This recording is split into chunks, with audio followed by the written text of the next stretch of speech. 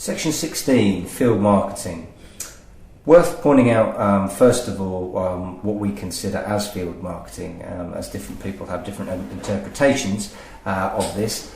So at the DMA, within the context of this section, this covers activities such as merchandising, sampling, demonstrations, for example, sampling demonstrations that would take place in retail stores, general promotions, events, leaflet distribution. This could be corporate marketing at sports events or marketing to consumers, and also mystery shopping exercises and auditing that takes place via field staff in stores, for example. Because of the nature of the business, it is important that health and safety policies for all activities are thought out and distributed as appropriate, and particularly those for sampling and demonstrations, as these carry an extra element of risk. Appropriate distribution of samples. This mainly is to do with detecting under 18s and making sure that they're not given, for example, alcoholic products, that they're not giving any products away that are likely to cause accident, illness, or cause problems between a child and an adult, for example, if it was known to be slightly contentious material. With the promotions, again, as with other sections, the CAP code rules apply, so making sure that the promotion is legal, decent, honest and truthful. And the CPRs, the Consumer Protection Regulations, that also has a tie-in to this section.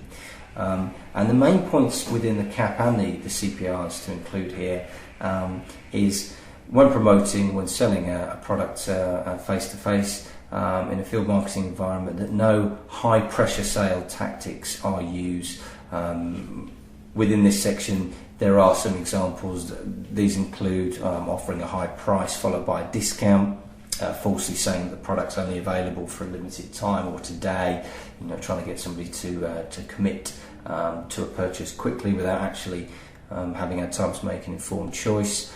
If it's a home visit or a visit to a business, an unreasonably long visit to put the pressure on, or misrepresenting in any way what is actually being sold. Also here, you should not promote goods or services by saying that if an individual were not to buy them, it would be a risk to their security, personal or otherwise, or that their job or their livelihood might be in jeopardy if this particular product or service wasn't bought. You can't do that. Another piece of legislation which involves field marketers, or can, depending on the area that you're involved in, is the cancellation of contracts made in the consumer's home or place of work, and Regulations 2008. And the main provision of that really is to visits to work or private addresses. If the amount, I think, totals over £35, there are obligations on the advertiser there, which include the provision of a 7-day cancellation period for the individual. Again, this is only if it's only £35. Home visits. There is a section on home visits. So if you're a company involved in organising visits to people's homes, then please take a look at this.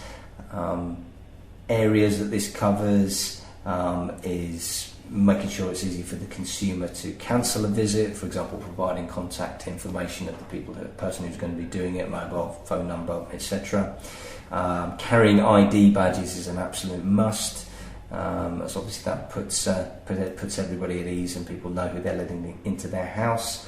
And obvious things such as making sure that staff who are involved in home visits have gone through the necessary checks, criminal record bureau checks, etc., before they're allowed out to make these visits.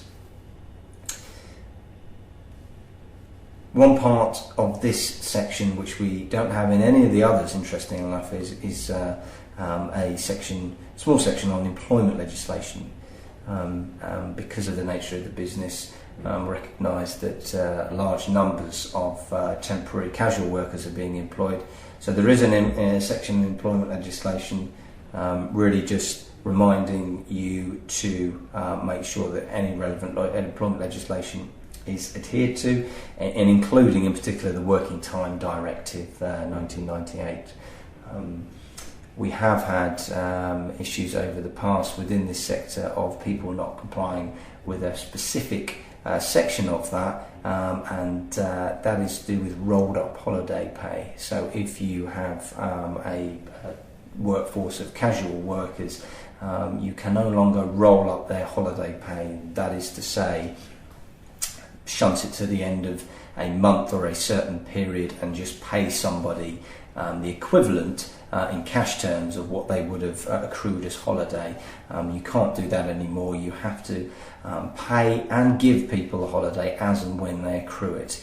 Even if they've worked just a day or two here and there for you, they will have accrued a certain time of holiday and a certain cash value, and that holiday has to be taken as holiday, and the payment for that should be paid at that time the individual has taken that holiday as well. Please do contact us at the Compliance or Legal Department if you have any more questions on this.